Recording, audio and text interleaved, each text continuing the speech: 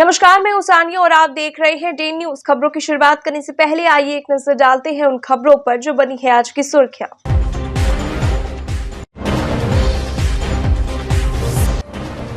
लोकसभा चुनाव का बज गया बिगुल। मुजफ्फरपुर में 20 मई और वैशाली में 25 मई को डाले जाएंगे वोट। डीएम ने कहा चुनाव की सभी तैयारी कर ली गई है पूरी।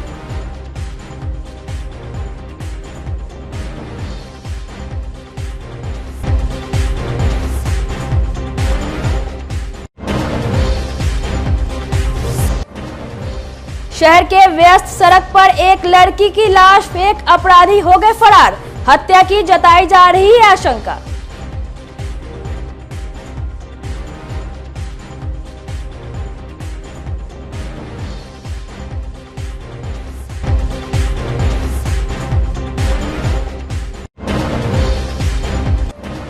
और सड़क हादसे में एक युवक की हो गई मौत। अगले महीने होने वाली थी उसकी शादी।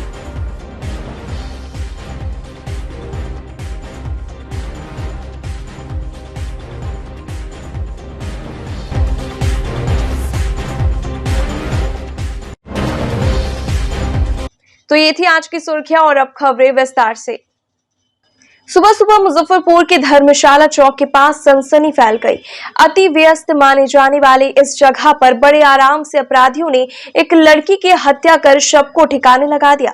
3-4 लेयर में लपेट कर शव को बांधा गया था। बताया जा रहा है कि शुक्रवार की रात करीब 1:45 बजे मोती झील की तरफ से बाइक सवार 2 युवक आकर सड़क किनारे शव को फेंक बड़े आराम से निकल गए। सुबह में शव मिलने की सूचना पर लोगों की भीड़ जुट गई। मृतका के सिर के पीछे चोट के गहरे निशान पाए गए हैं। शव को ठिकाने लगाने वालों ने किसी भी तरह का कोई साक्ष्य नहीं छोड़ा है। मौके पर पहुंचे पुलिस पदाधिकारी की माने तो कहीं और हत्या कर शव को यहां पर ठिकाना लगाया गया है।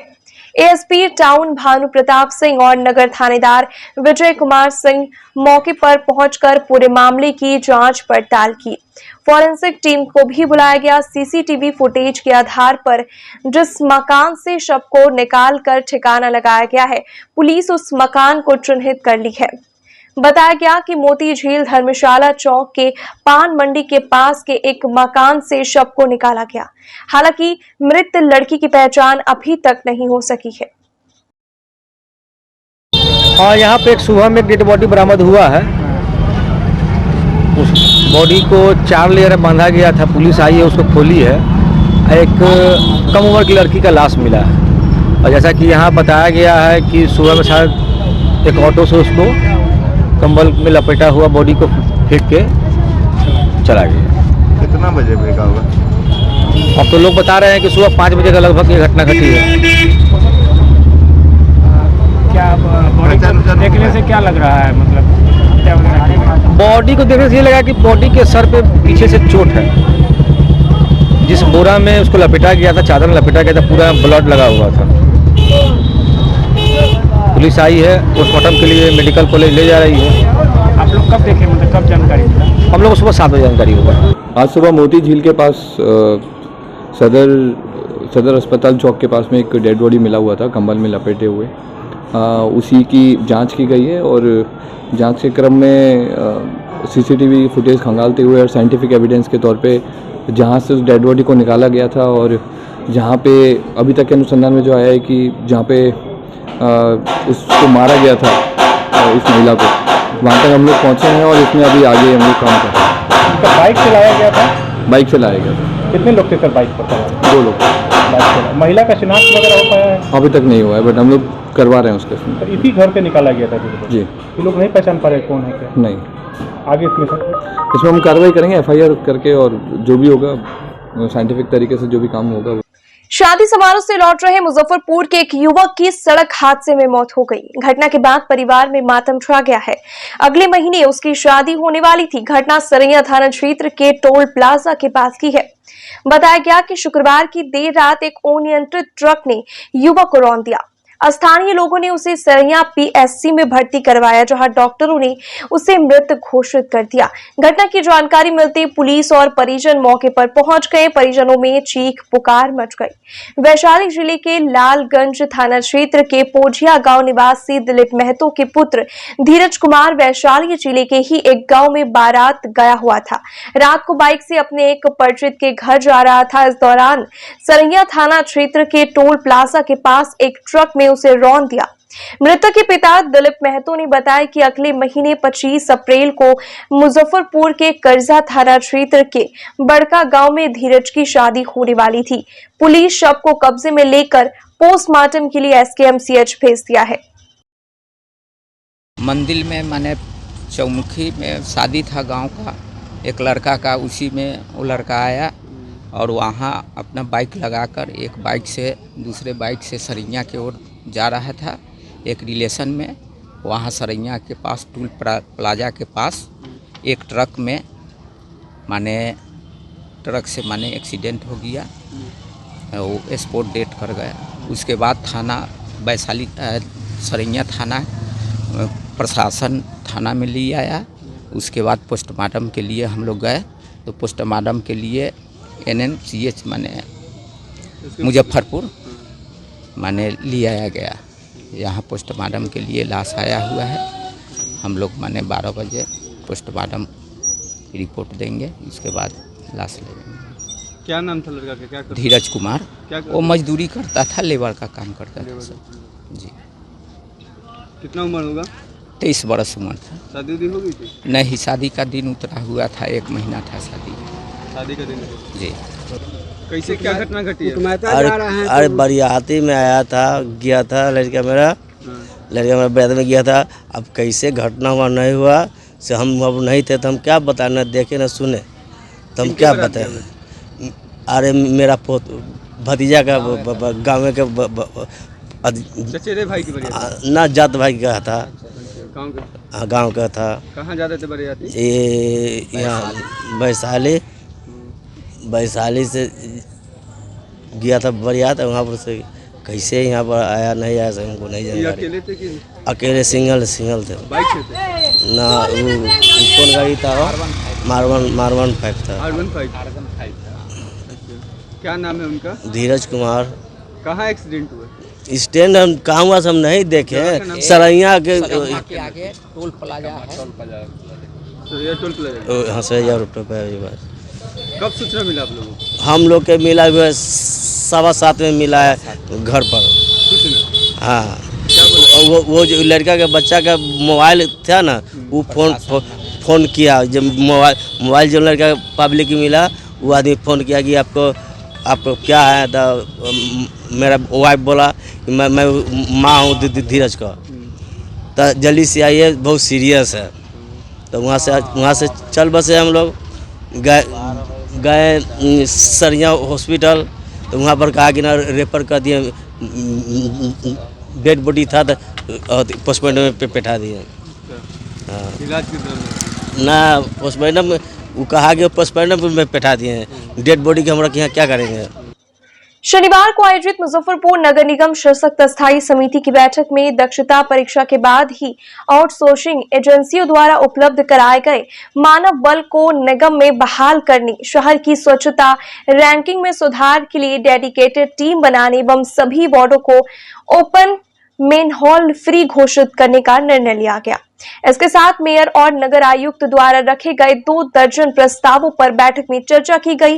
मेयर निर्मला साहू के अन्य प्रस्तावों में कालीकरण से वंचित सड़कों का निर्माण कराने, राजकीय यमुना मध्य विद्यालय की जमीन का अधिग्रहण करने, फर्दों समेत सभी छोटे बड़े नाले और स्लूस गेट के आउटलेट की उड़ाही कराने, DPR की अनदेखी कर नल जल योजना का काम कराने आदि शामिल रहे। वहीं नगर आयुक्त की ओर से मानसून पूर्व शहर के नालों की उड़ाही के लिए अतिरिक्त मानव बल रखने, ब्रह्मपुरा पुलिस लाइन मैदान में ओपन जिम लगाने का निर्णय लिया गया। आज स्टैंडिंग की बैठक थी, जिसमें कि हम लोग इससे पहले भी हम लोग द्वारा बहुत कुछ रोड जो है हम लोग द्वारा पास था कालीकरण करने का, वो नहीं हुआ। तो आज जो बचा हुआ है और जो भी रोड है उस पर मतलब सूचित दी गई है, उसको कालीकरण करने पर हुआ है। बहुत सारे वार्ड में भी गर्मी आ रही है, जो कि आम जनता लोग की भी शिकायत है कि हम लोग टैक्स देते हैं लेकिन पानी की सुविधा नहीं है। तो जहाँ जहाँ पानी नहीं है, नल का जहाँ पानी की सुविधा नहीं है, वार्ड वाइज वो आदेश दिया गया है कि आप अविलंब उनकी पानी की समस्या को दूर करने के लिए, और जो यहाँ पर आप जो छोटे बड़े नाले हैं, बरसात आने वाला है और ये जो नाले की मेन सफाई पर, उस पर हम लोग का आज मेन फोकस था कि जो फर्दो नाला, बड़ा बड़ा जो नाला, उन लोग उस नाले की जो उड़ाई है सो सही ढंग से हो, ताकि आने वाले बरसात के समय में जल जमाव इस पर शहर में नहीं हो।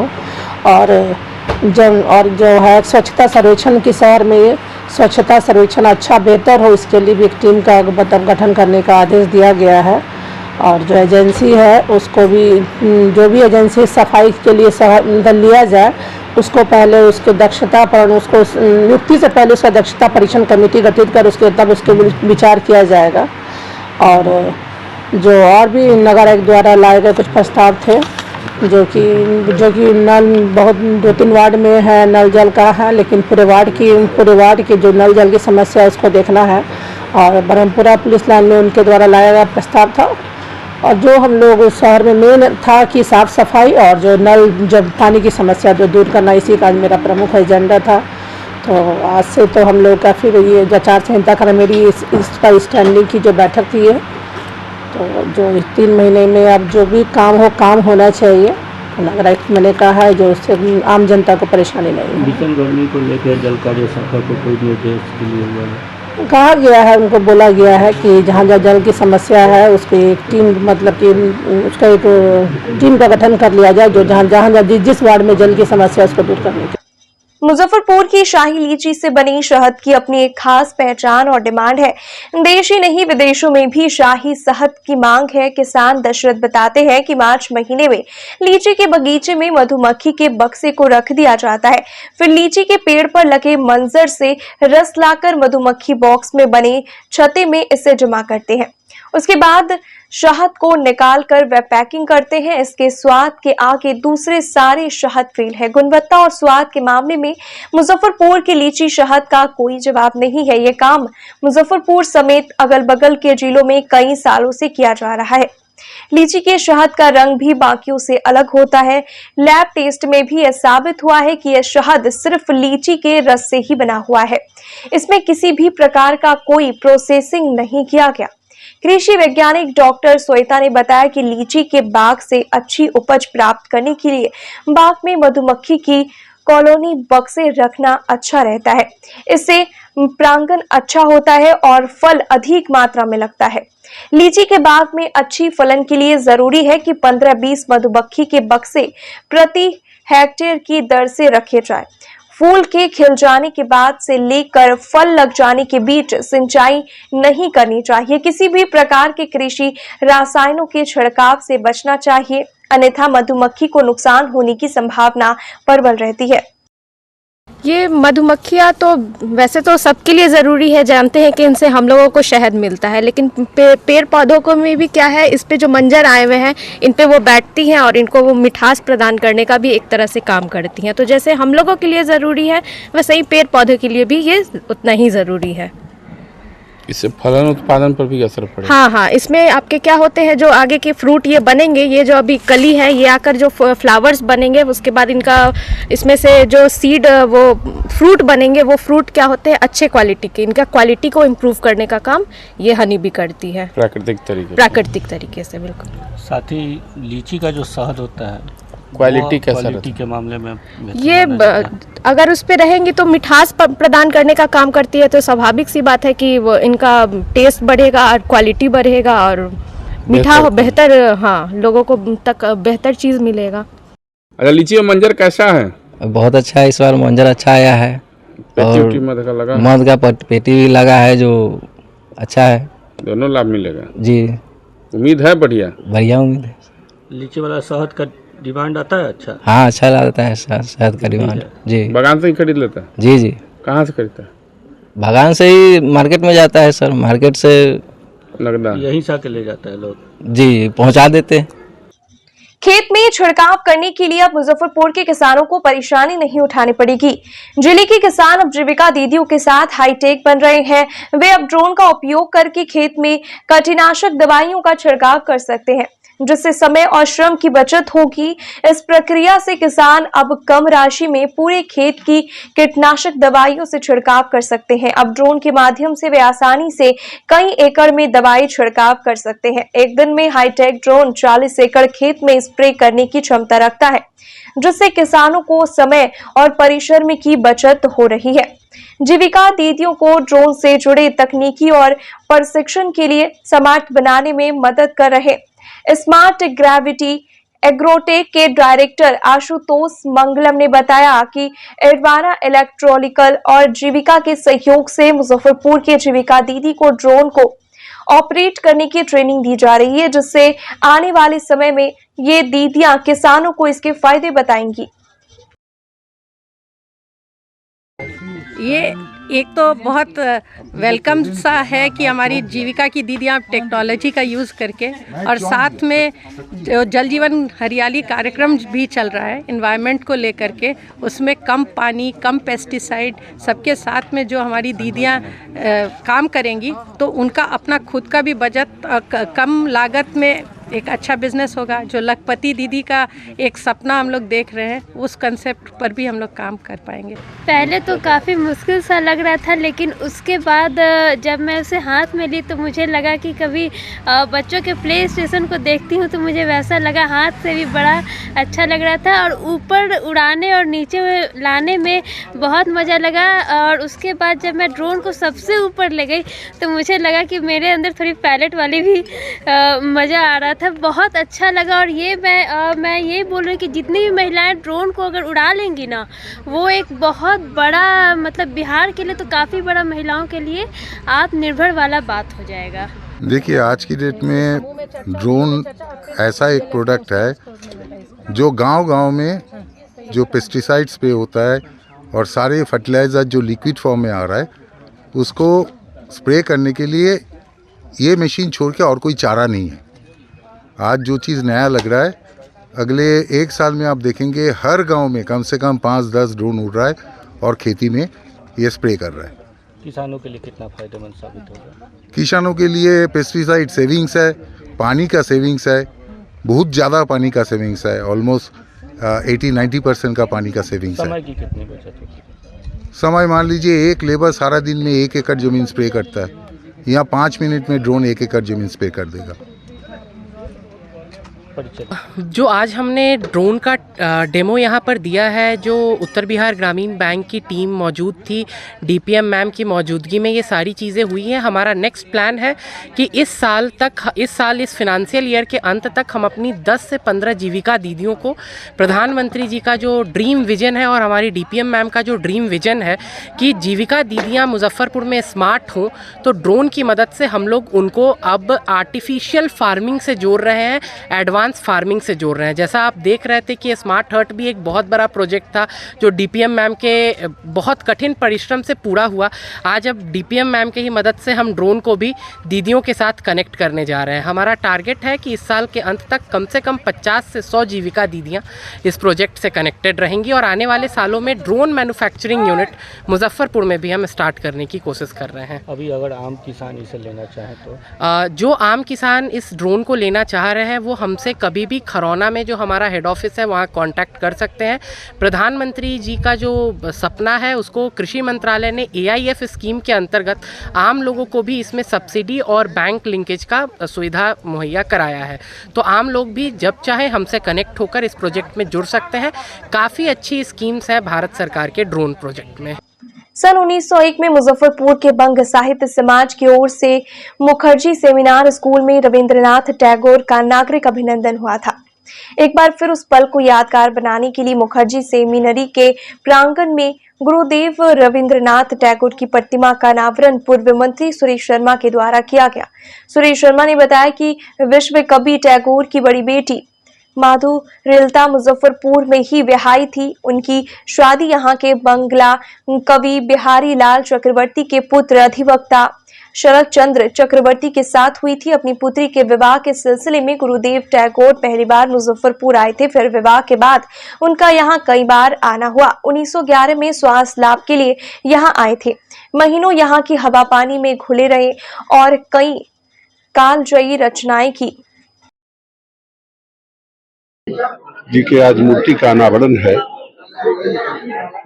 रविन्द्रनाथ टैगोर ऐसे महापुरुष जिन्होंने साहित्य के क्षेत्र में, संस्कृति के क्षेत्र में, संगीत के क्षेत्र में पूरे देश को एक उदाहरण पेश किया है देश के सामने।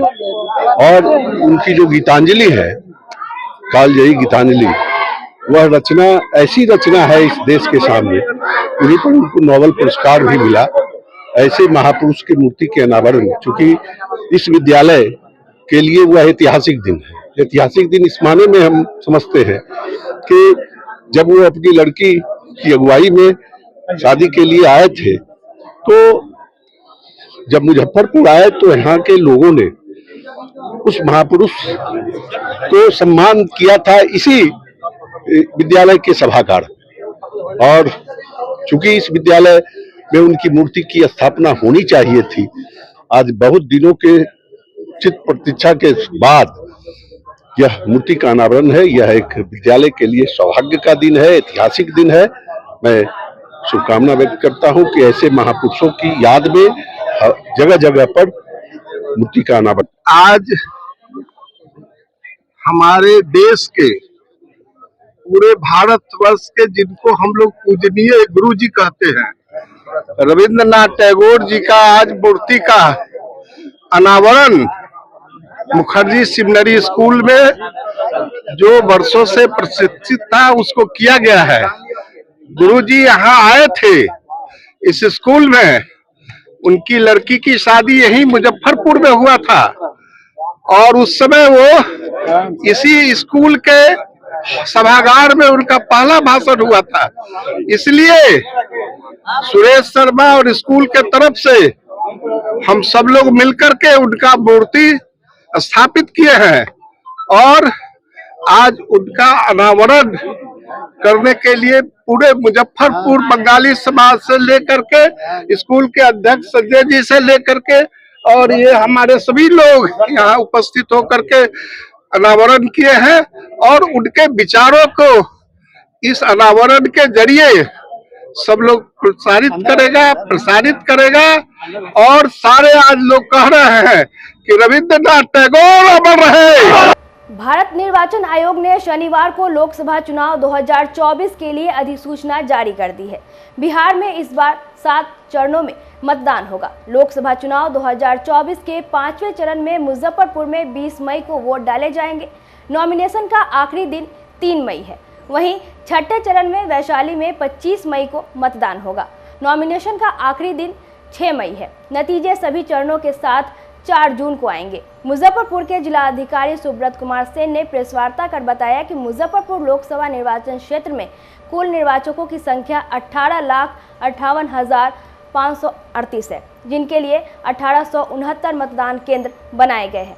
मुजफ्फरपुर लोकसभा निर्वाचन क्षेत्र में गायघाट, औराई, बोचहां, सकरा, कुर्नी और मुजफ्फरपुर विधानसभा क्षेत्र शामिल है। वहीं वैशाली लोकसभा निर्वाचन क्षेत्र में 15,13,429 मतदाताओं के लिए 1594 मतदान केंद्र बनाए गए हैं। वैशाली लोकसभा क्षेत्र में मीनापुर, कांटी, बरुराज, पारू, साहेबगंज और वैशाली विधानसभा क्षेत्र शामिल है। आप लोग सब लोग इस चीज़ को जान रहे हैं कि ईसीआई ने आज चुनाव की तिथियों की घोषणा कर दी है। हम लोगों के ज़िले से संबंधित 2 लोकसभा क्षेत्र हैं। मुजफ्फरपुर लोकसभा क्षेत्र का चुनाव 20 मई को निर्धारित किया गया है और जो वैशाली लोकसभा निर्वाचन क्षेत्र है उसका चुनाव 25 मई को निर्धारित किया गया है। उससे संबंधित सारी तैयारियां हम लोगों की पहले से चल रही है। सारे कोषांगों का गठन कर दिया गया है। हम लोगों को अतिरिक्त पुलिस बल भी, पैरामिलिट्री फोर्स भी हम लोगों को मिला है। वो भी जो है एरिया डोमिनेशन जो अतिरिक्त कार्य करना होता है विधि व्यवस्था को लेकर के, स्थानीय पुलिस के साथ वो लगातार हम लोग उसको सुनिश्चित करा रहे हैं। FST और SST की टीम्स का गठन कर दिया गया है। कुल 33 फ्लाइंग स्क्वाड की टीम बनी है और स्टैटिक सर्वेलेंस की टीम जो है वो 33 बनी है। 9 स्थान पर हम लोग इंटीग्रेटेड चेक पोस्ट बना रहे हैं, वो पहले से ही हम लोगों का कार्यरत है, जहां शराब की चेकिंग होती है और वहां सीसीटीवी कैमरा 24 घंटे कार्यरत रहता है।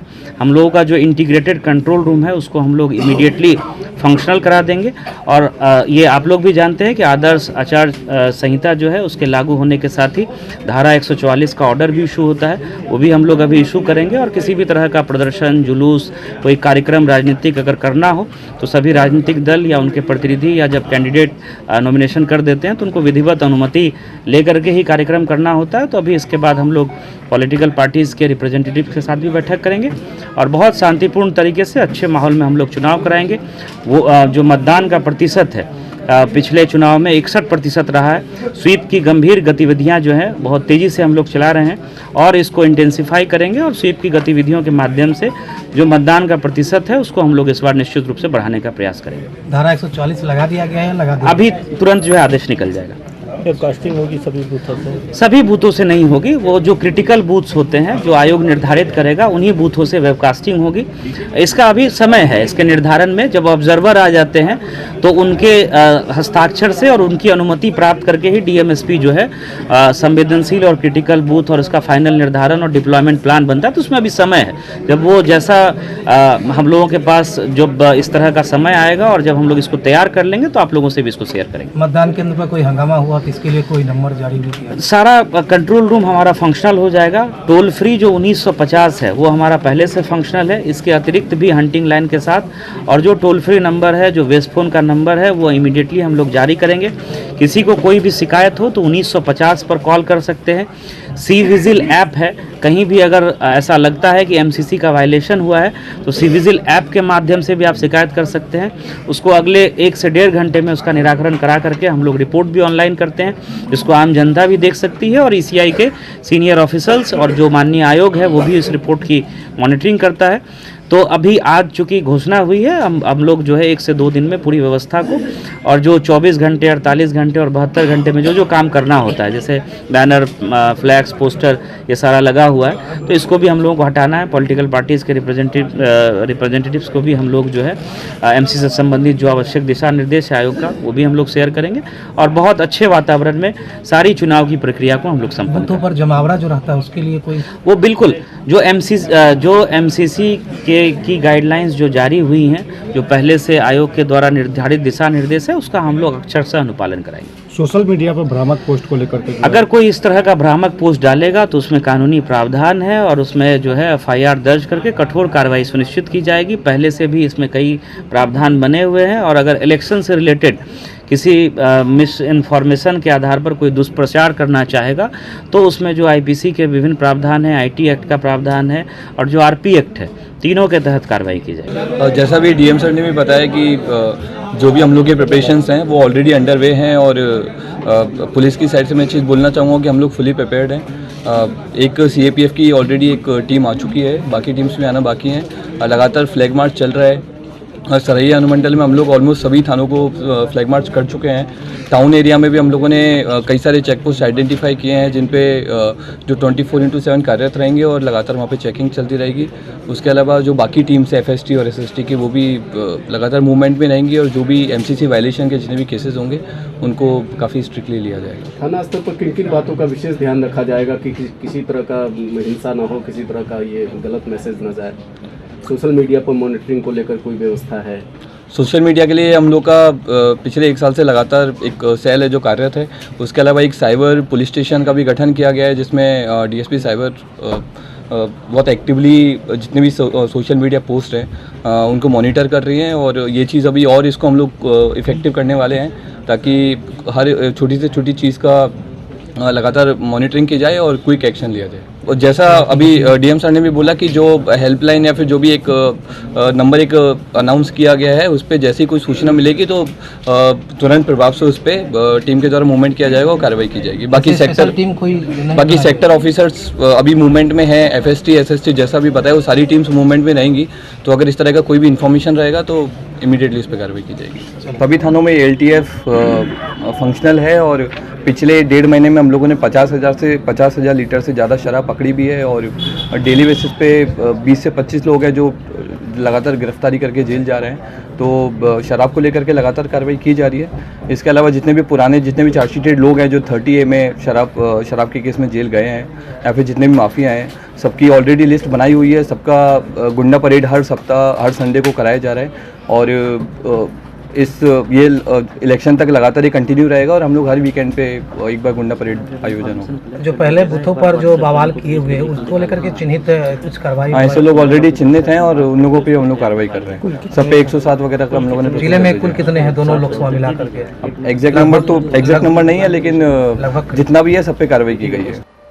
मुजफ्फरपुर रेलवे स्टेशन पर GRP ने 2 कोच अटेंडेंट को गिरफ्तार किया है। इनके पास से महंगी एवं ब्रांडेड शराब की 20 कार्टन बरामद की गई है। दोनों रेलवे के स्टाफ ट्रेनों में शराब के गोरख धंधे करने वाले गैंग के संपर्क में थे। रात में VIP यात्रियों को शराब परोसने के बदले इन्हें मोटी रकम मिलती थी। दिल्ली एवं बेंगलुरु होते हुए बिहार के रास्ते गुजरने वाली ट्रेनों में शराब की तस्करी का एक बड़ा गिरोह काम कर रहा है। दरअसल पुलिस को सूचना मिली कि बेंगलुरु यशवंतपुर एक्सप्रेस में भारी मात्रा में शराब रखी गई है। ट्रेन जैसे ही मुजफ्फरपुर जंक्शन के प्लेटफॉर्म नंबर 2 पर पहुंची, इसी दौरान रेल पुलिस ने ट्रेन में छापेमारी कर दोनों को दबोच लिया। दोनों से पूछताछ के बाद बोगी नंबर B2 एवं B5 से भारी मात्रा में अलग अलग ब्रांड के शराब को बरामद किया गया। गिरफ्तार दोनों कोच अटेंडेंट की पहचान समस्तीपुर जिले के जितवाड़ निजामत निवासी कुंदन कुमार और अविनाश कुमार के रूप में हुई। रेल पुलिस की माने तो कोच अटेंडेंट के माध्यम से यात्रियों को महंगे दामों में अवैध रूप से शराब बेचने का काम वेंडर करवाते हैं। पुलिस उसे भी तलाश कर रही है। सर रेल पुलिस को सर क्या कहेंगे? हाँ, होली पर्व को देखते हुए वरीय पदाधिकारी के आदेशानुसार सघन छापेमारी किया जा रहा है ताकि ज़्यादा से ज़्यादा शराब की बरामदगी हो सके। ये लोग कोच अटेंडेंट की गिरफ्तारी हुई है सर? हाँ, हुई है। कहाँ थे ये लोग आ रहे थे? ये लोग जसवंतपुर बेंगलोर से आ रहा था शराब लेके। जी, हेवी ब्रांड का शराब है सर। क्या योजना थी लोग छपाने का? योजना होली पर्व को लेकर था। आगे सर अलर्ट रहेंगे आप लोग? बिल्कुल। होली पर्व पर मुजफ्फरपुर में शांति व्यवस्था बनाए रखने को लेकर ASP टाउन भानु प्रताप सिंह ने शहरी क्षेत्र के सभी थानेदारों को विशेष टास्क दिया है। शनिवार को अनुमंडल कार्यालय नगर में बैठक के दौरान सभी थानेदारों को कई दिशा निर्देश दिए गए। ASP टाउन ने साफ कह दिया है कि होली पर्व के दौरान हुड़दंग करने एवं शराब का सेवन करने वाले जेल जाने के लिए तैयार रहे। उन्होंने सभी थानेदार को हुड़दंगियों एवं एक विधि व्यवस्था खराब करने वालों पर 107 की कार्रवाई एवं गुंडा पंजी में नाम दर्ज करने का निर्देश दिया। इसके अलावा पुलिस शराब माफियाओं पर भी विशेष नजर रख रही है। होली को लेके सबसे पहले तो यही है कि शांतिपूर्ण माहौल में ये आयोजन हो जाए, तो उसके लिए बड़ी संख्या में हम प्रिवेंटिव एक्शन भी लेंगे। CRPC 107 की कार्रवाई करेंगे। दूसरा ये है कि अगर कोई प्रोसेसन निकाला भी जाता है या त्यौहार मनाया जाता है तो उस दौरान DJ का प्रयोग बिल्कुल ना करें। अगर किया जाएगा तो DJ को जब्त किया जाएगा। और पूर्व में भी हम 2 जो बंदोबस्त हुए थे, सरस्वती पूजा और उसके बाद महाशिवरात्रि, उसमें बड़ी संख्या में हमने DJ जब्त किए थे और FIR की थी। तो ये प्रक्रिया आगे भी जारी रहेगी। और हुड़दंग भी बड़े पैमाने पर होते हैं। हाँ, तो उसमें एक्शन लिया जाएगा। जो भी शरारती तत्व होगा उसके खिलाफ 151 CRPC में उसको अरेस्ट किया जाएगा, 107 किया जाएगा उस पर, और जैसा अपराध करेगा तो उस पर FIR की जाएगी। ऊर्जा विभाग में कार्यरत RRF एवं MRC ने विभाग के रिक्त पदों पर समायोजन की मांग को लेकर शनिवार 15 मार्च से अनिश्चितकालीन कार्य का बहिष्कार कर शनिवार को मुजफ्फरपुर समाहरणालय में धरना दिया। महासंघ गोप गुट की ओर से बताया गया कि वर्ष 2013 से ऊर्जा विभाग में बिलिंग एवं राजस्व संग्रहण की स्थिति को सुदृढ़ करने के लिए राज्य सरकार द्वारा रूरल रेवेन्यू फ्रेंचाइजी RRF योजना बनाई गई, जिसमें लगभग 19,500 कर्मचारी कार्यरत है। लेकिन स्मार्ट मीटर लगाए जाने से ऐसे सभी कर्मी को बेरोजगार हो जाने की संभावना है। इसलिए वर्षों से कार्यरत सभी RRF एवं MRC को ऊर्जा विभाग में समायोजित किया जाए। ये सर हम लोग सभी MRC बंधु जो है और RRF सभी हम लोग आज मुजफ्फरपुर में उपस्थित है अपने रोजगार के लिए। हम लोग 13 साल से जो है बिजली विभाग में कार्यस्थ है और मीटर रीडिंग का कार्य कर रहे थे। और सरकार जो है अभी जो है स्मार्ट मीटर लगा करके हम लोग को बेरोजगार कर रही है, जिसके कारण से हम लोग आज धरना पर बैठे हैं। हम लोग को संयोजन करे, जिस तरह से हम लोग का खर्च वर्च घर का चलता था आज भी उसी तरह से चलता रहे, इससे सरकार का हम बहुत एहसान करें। एक सूत्री मांग बिजली बोर्ड में हम लोगों का समायोजन किया जाए। हम लोग 2013 से लगातार काम करते आ रहा है, कोरोना, गर्मी, धूप, बरसात सब में काम किए हैं। हम लोगों को रोजगार दिया जाए सरकार की तरफ से, सरकार हम लोगों की मांगे पूरी करे और सुनवाई ही नहीं ले रही है ऊर्जा मंत्री बिहार सरकार। मुजफ्फरपुर नगर निगम क्षेत्र में सार्वजनिक सड़कों के अतिक्रमण एवं यातायात में अवरोध एवं ट्रैफिक जाम से मुक्ति दिलाने के विषय पर बिहार सिविल सोसाइटी के प्रदेश अध्यक्ष आचार्य चंद्रकिशोर पराशर ने जनहित याचिका दायर किया था, जिसकी सुनवाई के बाद 18 नवंबर 2022 को पटना हाई कोर्ट ने समस्या के समाधान की दिशा में ठोस कदम उठाने का निर्देश दिया। अनेक बार दबाव दिए जाने के बाद 14 जुलाई 2023 को मुजफ्फरपुर नगर निगम के आयुक्त ने उसकी सुनवाई शुरू की, जिसके क्रम में आचार्य पराशर ने 17 सूत्री अतिक्रमण की सूची नगर आयुक्त को हस्तगत करते हुए उसे मुक्त करने की अपील की। नगर आयुक्त ने फुटपाथ से अस्थायी अतिक्रमण हटाने का निर्देश दिया।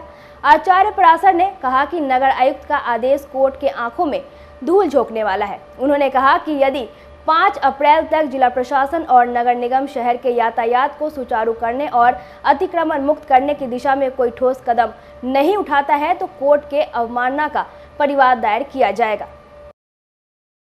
शहर के यातायात को केंद्रीय विषय बनाकर उसके अतिक्रमण और जाम के विरुद्ध हमने माननीय उच्च न्यायालय पटना में जनहित याचिका दायर किया था 2022 में, जिसमें नवंबर 2022 में माननीय उच्च न्यायालय ने आदेश दिया था जिला प्रशासन को अतिक्रमण को मुक्त कराकर और रिपोर्ट करने के लिए। इस आलोक में एक सुनवाई का वाद भी दायर किया गया था नगर आयुक्त के कोर्ट में, और उन्होंने आज एक फैसला हमारे हाथ में दिया है। उन्होंने इसमें आई वॉश किया है, वो माननीय उच्च न्यायालय के जो आदेश हैं उसका पूरी तरह पालन नहीं किया है। जैसे इसमें जिन जगहों को रेखांकित करके हमने दिया था कि यहाँ अतिक्रमण है, तो उन सरकारी भवन जो अतिक्रमण करके बनाए गए हैं उसके बारे में कोई भी मंतव्य नहीं दिया गया है। इसके अलावे जो हमने दिया था कि यहाँ ट्रैफिक जाम का एक यह भी कारण है कि अप्रशिक्षित यातायात पुलिस यहाँ पर है जो कंट्रोल नहीं कर पाती है, उसको भी इन्होंने छोड़ दिया। और इस तरह के लगभग 1 दर्जन मुद्दों को छोड़ा है, कुल 17 मुद्दे हमने दिए थे और इस तरह आई वॉश किया है, जिसको लेकर मैं बहुत जल्द ही पुनः उच्च न्यायालय पटना में जाऊंगा और इसको चैलेंज करूंगा, ये जो नगर आयुक्त का ऑर्डर है जिला प्रशासन के कहने के आलोक में। और मैं चाहता हूं कि ये जो अतिक्रमण है और जाम है, इस समस्या का एक बड़ा समाधान निकले न्याय की प्रक्रिया के माध्यम। लोकसभा चुनाव को लेकर भारत निर्वाचन आयोग ने शनिवार को चुनाव की तारीखों का ऐलान कर दिया है। आदर्श आचार संहिता लगते ही नगर निगम ने मुजफ्फरपुर में बैनर पोस्टर हटाने का काम शुरू कर दिया। नगर निगम के कर्मचारियों ने सड़क किनारे और चौराहों पर लगे राजनीतिक बैनर हटाने का काम शुरू कर दिया है। अगले 24 घंटे के अंदर सभी राजनीतिक होर्डिंग हटाए जाने हैं। नगर निगम के कर्मी कौशल किशोर ने बताया कि जिला प्रशासन आचार संहिता का पालन करवाने के लिए सक्रिय हो गया है। शहर सहित गांव तक ताबड़तोड़ बैनर पोस्टर हटाए जा रहे हैं। लागू हो गया है, बैनर पोस्टर हटाया जाए, क्या कुछ निर्देश मिले? यही तो निर्देश मिला है, आचार संहिता लागू हो गया है, जो जितना सरकारी अथी पर लगा हुआ है बैनर पोस्टर उसको हटवा देने के लिए हटवा रहे हैं। पूरे जिले में अभियान चला के हटाया जाए। जी एकदम। नाम बता दीजिए। कौशल जी नाम। आज की खबरों में बस इतना ही। कल फिर मिलेंगे कुछ नई खबरों के साथ, तब तक के लिए हमें दीजिए इजाजत। नमस्कार।